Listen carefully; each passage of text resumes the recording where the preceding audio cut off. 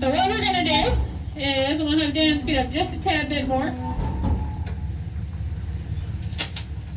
Okay, we'll stop here.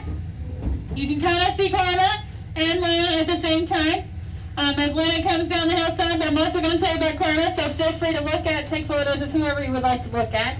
Those in the back will scoot up in a minute so you can see Karma better. But Karma, who is on the left-hand side of the tram, is another liger. She's a liger who tries to be our lion. Sometimes she'll try to carry like a lion. She's got those darker stripes as well. Her and Keisha, the orange tiger who lives across the road from her, came from a drive-thru in Missouri. So imagine for a second you're in your personal vehicle and all of a sudden a big cat can jump out of your car. It's a terrifying thought. Did not happen with these girls at that facility, but it could have happened. The fences were too short. I do like to talk about food while we're here with Carmen, because commissary's over the hillside. Folks, Tyson helps us a lot. Tyson will give us over 300,000 pounds of meat a year free. Nice. We also get help from local cattle farmer if a cow has passed of a natural cause. Who's hanging out in the grass outside. A Tigger might come out as we scoot up here. He's kind of looking at us like he's a little curious. You're going to stop here right now, Dan. Tigger is a tabby tiger. So, if you look at him, what does he not have on his fur? Black stripes. He doesn't have any black stripes. He is a cat that is bred for that color. He is not really going to be found in the wild either. Tigers like Floyd are orange and black for a reason. That's the color you're going to find in the wild. A tiger's orange color blends them into the grasses and the bamboo and the jungles. Their black stripes make them look smaller to their prey. So let's say Tigger was in the woods trying to hunt something. His prey is going to see how large he is, and he would have less success at catching food over Floyd.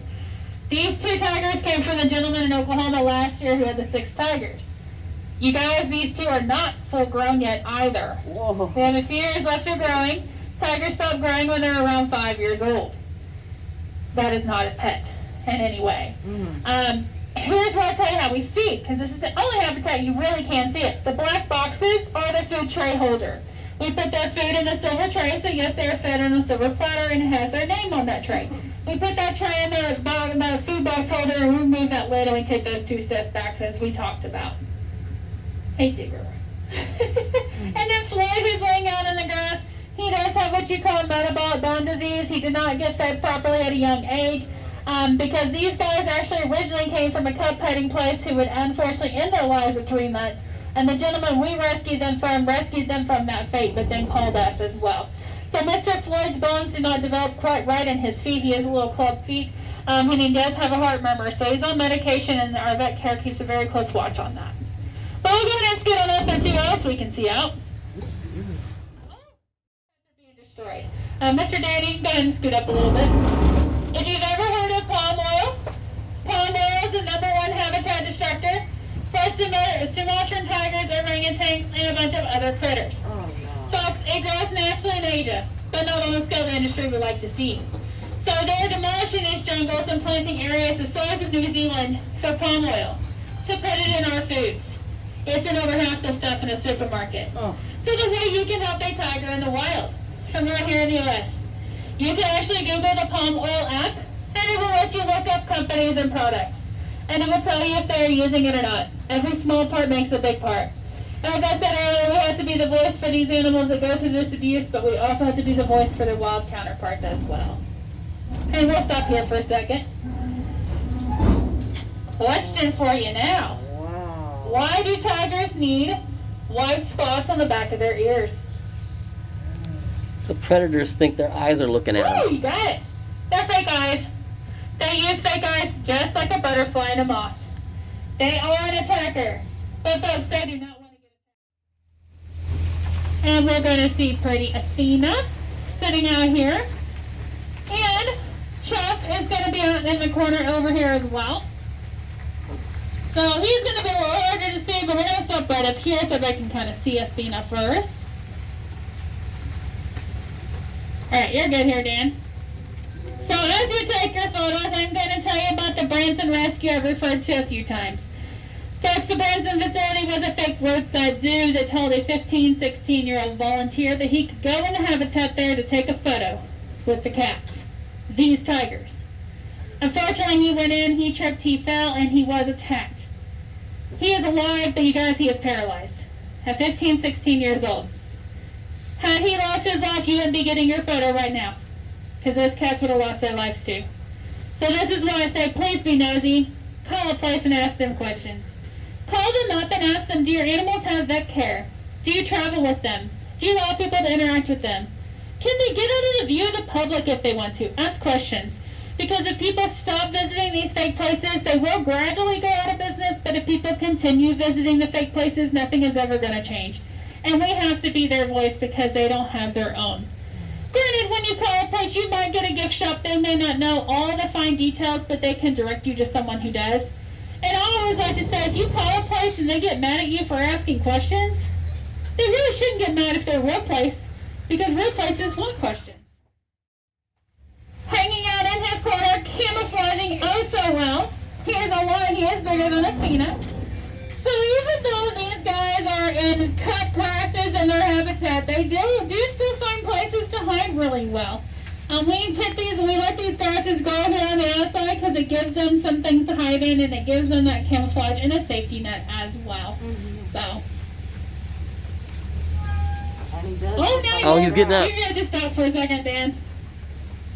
Nope, he took off. Nope, he's up. Okay.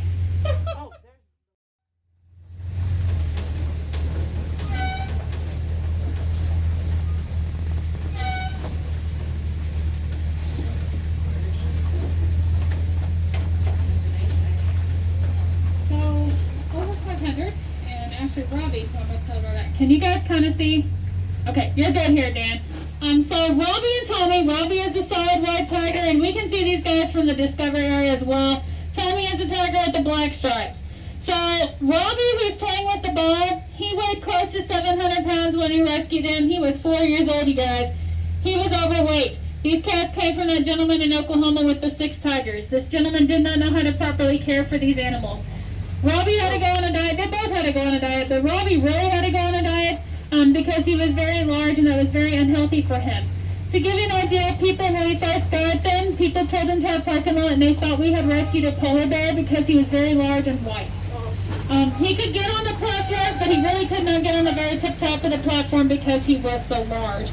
So this is what I said he's going to. So the white tiger is stalking the orange tiger.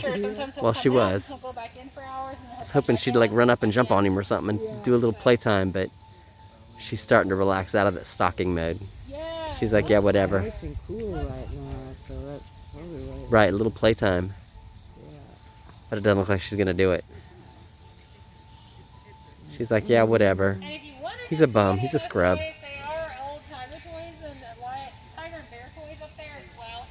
There is a bowling ball on the toy table. I just really like doing the education and Okay. change, especially with kids. Kids are the future. Right? So I love doing stuff with the kids to help create that change for these animals. So. And they're the ones who get excited about it. They do. They you do. know, and they do amazing things for, you know,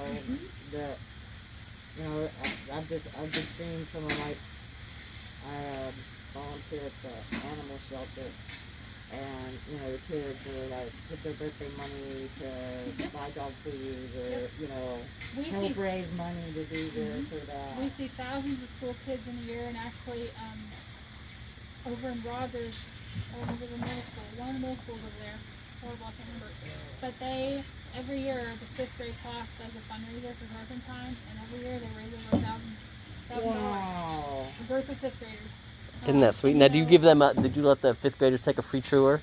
Yeah, so yeah, they, we do a lot of group breaks and stuff with them, but yeah, Right. we do because they donate so much every year. And from Wicks, Arkansas, way down by Queen Wilhelmina, there is one class that's a teacher every year. She does it.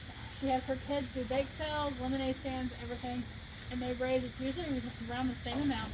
And from a little bitty town in Arkansas, and they come up, the school won't let them come up during the week because it's such a long trip, but they will let them come up on a Saturday because it does take them about 4 hours to drive up here. Right. So they'll leave super early, they'll get here, they spend the day here, most of the day here, and then they drive back down. But we have a saying, predators not pets, and we're always telling the kids that. I was in the grocery store, this was probably about last year sometime frame. I was in Fayetteville in the grocery store, and her kid, predators, not pets. And I turn around, they're like, I remember they're predators, not pets. There you go. Yes. Like, if you take It's anything stuck. away, yes. Yeah. So yeah, but I don't understand how people can think that, you know, yeah, they're cute and everything and they're little. My aunt had a bear, and I was like, a bear cub. mhm.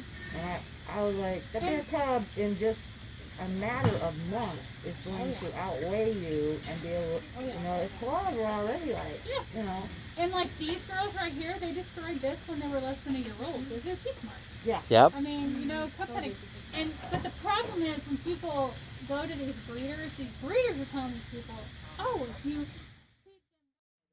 They're used For medicine. Just